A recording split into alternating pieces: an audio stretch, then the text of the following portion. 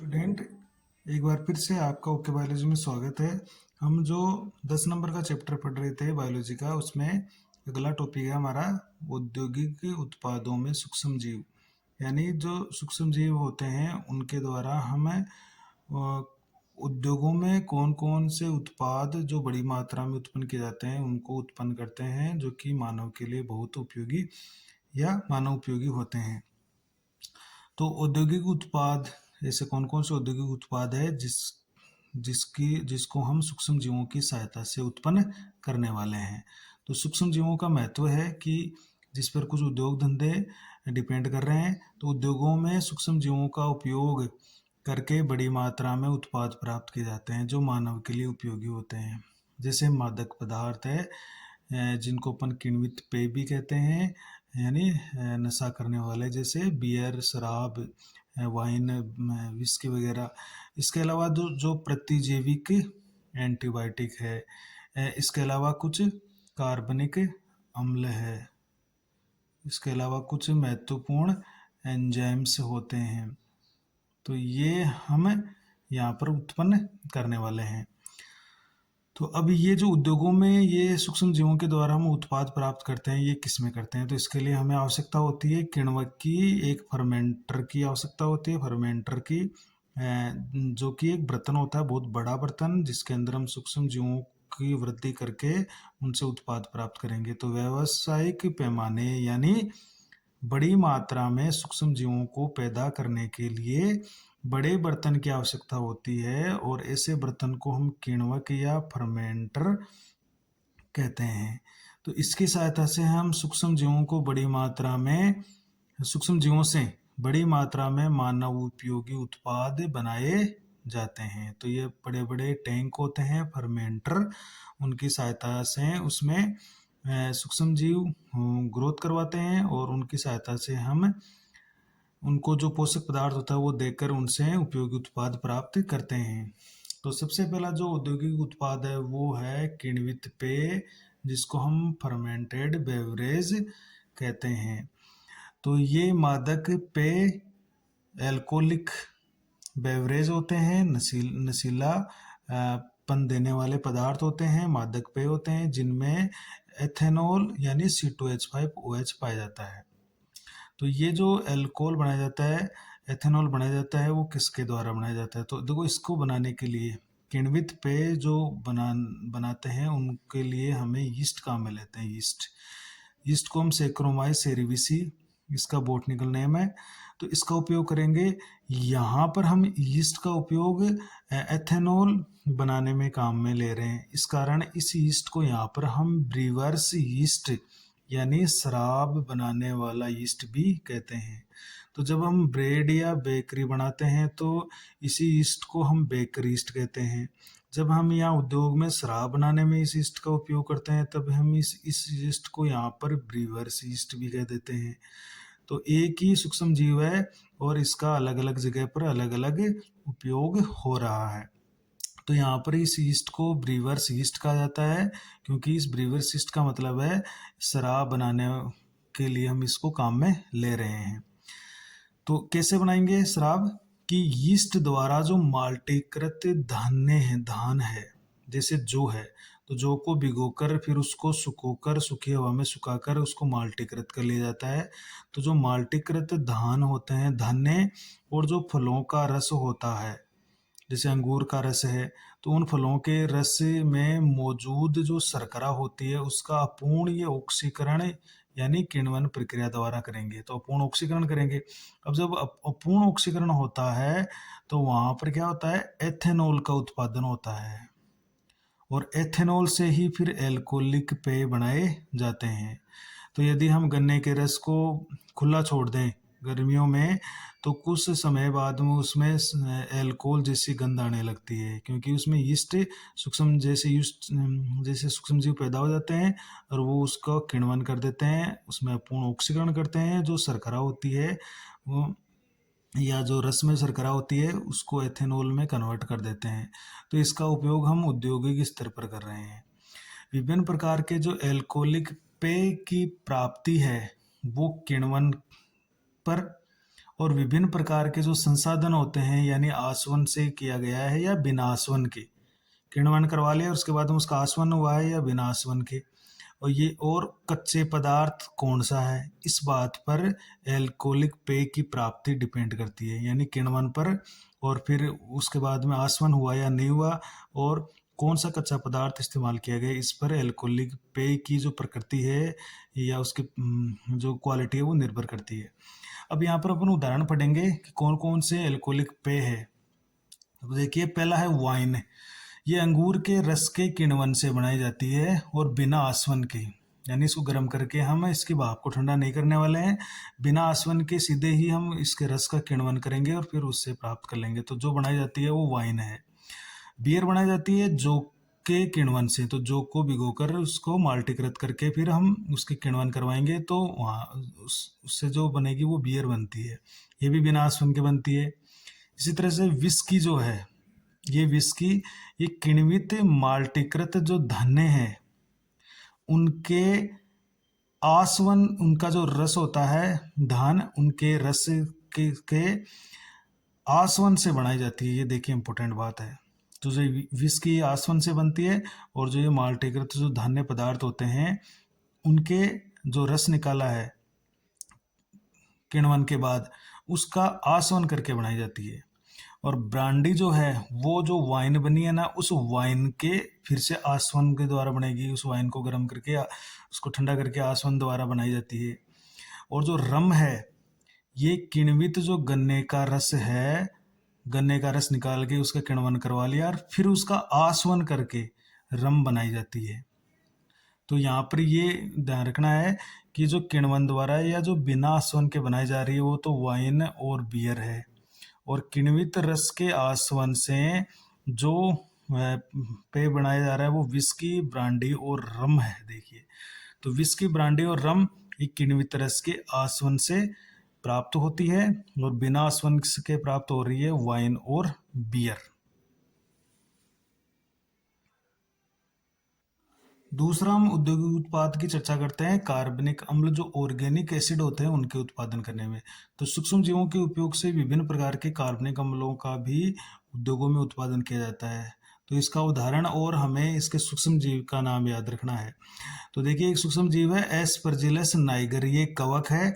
इस कवक के संवर्धन से हम सिट्रिक अम्ल प्राप्त करते हैं। तो देखिए, नींबू में सिट्रिक अम्ल होता है, तो उसके जैसा हम सिट्रिक अम्ल हम इस कवक से यानी एस्परजिलस नाइगर से प्राप्त कर सकते हैं। इसी तरह से एसिटोबैक्टर एसिटाई एक जीवाणु है, इस जीवाणु से एसिटिक अम्ल ये प्राप्त कर सकते हैं हम, एसिटिक अम्ल CH3COOH जैसे एसिटिक अम्ल प्राप्त करते हैं। इसी तरह से एक जीवाणु है क्लोस्ट्रिडियम ब्यूटाइलिकम, तो ये जो ब्यूटाइलिकम, क्लोस्ट्रिडियम ब्यूटाइलिकम है, इससे ब्यूटायरिक अम्ल यानी ब्यूटाइलिकम से ब्यूटायरिक अम्ल हम प्राप्त करते हैं। और जो लैक्टोबैसिलस जो जीवाणु होता है उससे हम दही में, दूध से दही बनाते हैं यानी लैक्टिक अम्ल बना लेते हैं। तो यहाँ पर ये जीवाणुओं के नाम, इन सूक्ष्म जीवों के नाम और उनके उत्पाद का नाम यानी अम्ल का नाम याद रखना है। तो यहाँ से ये प्रश्न आ सकता है कि कवक और जीवाणु का नाम लिखिए और उससे बनने वाले कार्बनिक अम्ल का नाम लिखिए। तो कवक, बाकी ये सारे जीवाणु हैं। तो ये कवक तो है एस्परजिलस नाइगर, बहुत ही महत्वपूर्ण कवक है, ये सिट्रिक अम्ल बनाता है। ये जीवाणु है एसिटोबैक्टर एसिटाई, एसिटिक अम्ल बना रहा है। क्लोस्ट्रिडियम ब्यूटाइलिकम ये ब्यूटायरिक अम्ल बना रहा है। और लैक्टोबैसिलस जो हम पढ़ते आ रहे हैं, ये जीवाणु लैक्टिक अम्ल का निर्माण करता है। अगला जो औद्योगिक उत्पादन है वो है एंजाइमों का उत्पादन। देखिए, तो ये 3 नंबर ले लेते हैं हम इसको। एंजाइमों का जो उत्पादन है उसमें भी सूक्ष्म जीव उपयोगी है। देखिए, तो सूक्ष्म जीवों की सहायता से हम एंजाइम, बहुत सारे उपयोगी एंजाइम बनाते हैं। तो उनके अपन कार्य देखने वाले हैं। देखिए, तो हमने इसको लिख रखा है यहाँ पे कि देखिए, एक एंजाइम है, बहुत महत्वपूर्ण एंजाइम है, जैसे लाइपेज। देखिए, तो लाइपेज ये लिपिड पर काम करता है यानी वसा को तोड़ता है, उसको अपघटित करता है। तो ये एक कवक से भी प्राप्त होता है, जिस कवक का नाम है कैंडिडा लिपोलाइटिका। तो कैंडिडा लिपोलाइटिका कवक से लाइपेज एंजाइम प्राप्त किया जाता है। तो ये देखिए, लिपिड यानी वसा का पाचन करेगा, उसको तोड़ेगा, अपघटित करेगा। तो इसका हम क्या, कहाँ काम लेंगे इसको, अपमार्जक बनाने में। देखिए, अपमार्जक का मतलब होता है जो डिटर्जेंट होते हैं, डिटर्जेंट, ये यानी डिटर्जेंट जिससे अपन कपड़े धोते हैं उसको बनाने में इसका इस्तेमाल होता है। तो डिटर्जेंट में ये लाइपेज डाल देंगे तो जो मेल होता है, जो वसा होती है, जो तेल का जो मेल होता है वो हट जाएगा। तो अपमार्जक बनाने में लाइपेज का इस्तेमाल होता है। कपड़ों धुलाई में कपड़ों से तेल के धब्बे हटाने पर, तो वो भी इसी का काम है। तो ये लाइपेज का काम है। दूसरा महत्वपूर्ण एंजाइम देखिए, पेक्टिनेज और प्रोटीएज। तो ये पेक्टिनेज पेक्टिन को नष्ट करता है, तोड़ता है, प्रोटीएज प्रोटीन को तोड़ता है। तो ये दोनों एंजाइम एक कवक से प्राप्त किए जा सकते हैं जिसका नाम है एस्परजिलस। तो एस्परजिलस की कई स्पीसीज है जिससे ये प्राप्त होता है, तो आपको इतना याद रख लेना है, एस्परजिलस कवक। ये जो पेक्टिनेज और प्रोटीज एंजाइम है ये कहाँ काम आते हैं? ये फलों के रस को अधिक स्वच्छ और साफ बनाने में काम में लिए जाते हैं। यानी जो बोतलबंद फलों के रस आते हैं ना बाजार में, जो डिब्बाबंद या बोतलबंद जो फलों के रस आते हैं उनमें ये पेक्टिनेज और प्रोटीज एंजाइम डाले जाते हैं। तो ये क्या करेंगे, उन रसों को बहुत अच्छी तरह से साफ और स्वच्छ बनाए रखते हैं जिससे देखने में वो बहुत अच्छा लगता है। इसी तरह से एक महत्वपूर्ण एंजाइम है स्ट्रेप्टोकाइनेज। देखिए, तो ये स्ट्रेप्टोकोकस जो एक गोल बैक्टीरिया होते हैं लंबी लड़ी के रूप में, ये स्ट्रेप्टोकोकस होते हैं, एक जीवाणु होते हैं। इन जीवाणुओं से स्ट्रेप्टोकाइनेज एंजाइम प्राप्त हो रहा है। ये एंजाइम है ना वो इतना महत्वपूर्ण है। देखिए, ये आनुवांशिकी अभियांत्रिकी यानी जो जेनेटिक इंजीनियरिंग है उसके द्वारा ये रूपांतरित किया हुआ है, मॉडिफाइड किया हुआ है। तो ये जो एंजाइम है ये रक्त वाहिकाओं में जो हमारी ब्लड वेसल्स होती है उसमें रक्त के थक्के यानी क्लोट जम जाते हैं तो उनको हटाने का कार्य करता है ये स्ट्रिप्टोकाइनेज। अर्थात स्ट्रिप्टोकाइनेज का उपयोग थक्का स्फोटन के रूप में किया जाता है। यह थक्का स्फोटन यानी थक्के को जमने नहीं देगा, अगर कोई थक्का है तो उसको तोड़ देगा, तो इससे आदमी की जान बची रहेगी। ये हार्ट अटैक नहीं आने देगा, हार्ट की बीमारियां नहीं होने देगा। तो ये है माइट्रोकॉन्ड्रियल इन्फेक्शन, जैसे हमारी जो मायोकार्डियल इन्फेक्शन होते हैं, हमारी जो हमारी हृदय की जो बीच वाली परत है मायोकार्डियम, उसमें जो इन्फेक्शन हो जाते हैं उसके कारण जो हार्ट अटैक या हृदयाघात होते हैं उसको भी रोकने में ये मददगार साबित होता है, उसमें भी उपयोगी है ये स्ट्रिप्टोकाइनेज। तो याद रखिएगा, थक्के को हटाने वाला, हमारे रुद्रवाहिनियों में थक्के को हटाने वाला, उसको घोलने वाला, उसको तोड़ने वाला एंजाइम कौन सा है? स्ट्रिप्टोकाइनेज। और ये एक जीवाणु स्ट्रिप्टोकोकस से प्राप्त होता है। तो यहाँ पर हमने एक प्रश्न लिखा है कि बाजार में खरीद कर लाई गई बोतल में फलों का रस घर पर बने रस की तुलना में अधिक साफ दिखाई देता है। तो हम अगर घर पर रस बनाते हैं, फलों का जूस बनाते हैं, तो वो थोड़ा धुंधला दिखता है, जबकि बोतल बंद वाला जो बाजार से लाते हैं वो बिल्कुल साफ स्वच्छ दिखाई देता है। तो उसका कारण क्या है कि बोतल वाले फल रस में पेक्टिनेज और प्रोटीएज एंजाइमों का उपयोग किया जाता है जो रस को अधिक स्वच्छ और साफ बना देते हैं।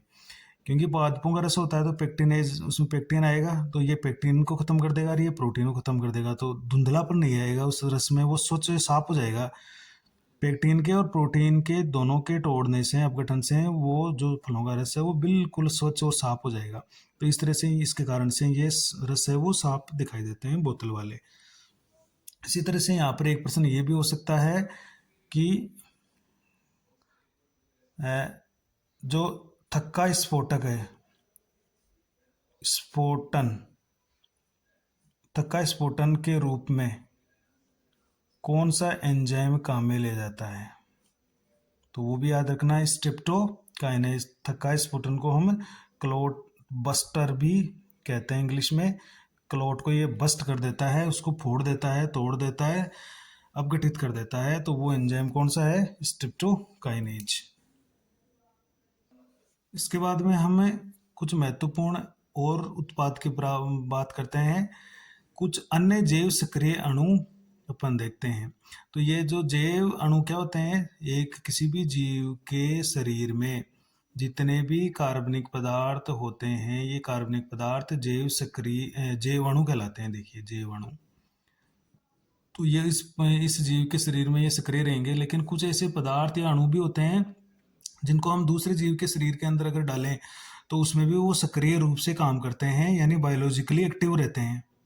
ये क्या रहते हैं? बायोलॉजिकली एक्टिव, जैविक रूप से उसके शरीर में एक्टिव रहते हैं और अपना काम शुरू कर देते हैं। तो जैसे एक पदार्थ है जैव सक्रिय अणु साइक्लोस्पोरिन ए। तो देखिए ये एक चक्रीय संरचना वाला एक महत्वपूर्ण अणु है ये साइक्लोस्पोरिन ए। तो ये एक कवक है जिसका नाम है ट्राइकोडर्मा पोलीस्पोरम। देखिए महत्वपूर्ण कवक है ट्राइकोडर्मा पोलीस्पोरम कवक। इस कवक से ये उत्पन्न किया जाता है और इसका उपयोग देखिए बहुत ही महत्वपूर्ण, इसका प्रयोग अंग प्रत्यारोपण यानी ऑर्गन ट्रांसप्लांट जब होते हैं उन रोगियों में प्रतिरक्षा निरोधक यानी इम्यूनोसप्रेसिव कारक के रूप में इसका इस्तेमाल किया जाता है। मतलब क्या है कि जब किसी रोगी में कोई अंग का प्रत्यारोपण होता है या अंग डाला जाता है तो उसका प्रतिरक्षा तंत्र क्या करता है? अपने और पराये में भेद करने में सक्षम है। तो रोगी का प्रतिरक्षा तंत्र उस अंग को पराया मानकर रिजेक्ट कर सकता है। तो रिजेक्ट कर देगा तो वो अंग उसके अंदर नष्ट हो जाएगा। तो उसको रिजेक्ट होने से या नष्ट होने से बचाने के लिए ये साइक्लोस्पोरिन ए दिया जाता है। तो ये क्या करेगा? उस रोगी के प्रतिरक्षा तंत्र को मूर्ख बनाए रखेगा, उसको उसकी क्रियाविधि को दबा देगा, उसका क्रियाविधि को निरोध कर देगा, जिससे वो उस अंग का प्रत्यारोपण आसानी से कर दिया जाता है। तो अंग प्रत्यारोपण में रोगियों में प्रतिरक्षा निरोधक के रूप में साइक्लोस्पोरिन ए का इस्तेमाल हो गया। इसी प्रकार से एक महत्वपूर्ण जैव सक्रिय अणु और है जिसका नाम है स्टेटिन। देखिए स्टेटिन्स ये एक कवक है मोनोस्कस परफ्यूरियस। ये यीस्ट प्रजाति का एक कवक है मोनोस्कस परफ्यूरियस।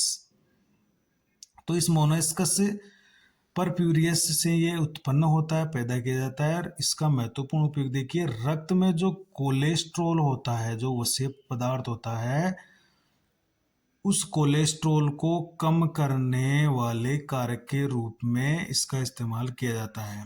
तो जब कोलेस्ट्रॉल बढ़ता है तो कई सारी हृदय की बीमारियां पैदा होती है। तो उस कोलेस्ट्रॉल को कम करने के लिए स्टेटिन का उपयोग किया जाता है। ये कैसे कम करता है? ये कोलेस्ट्रॉल के संश्लेषण के लिए जो उत्तरदायी एंजाइम होते हैं उसके साथ ये स्पर्धा संदमन की तरह कार्य करता है, जिससे कोलेस्ट्रॉल का संश्लेषण नहीं हो पाता है।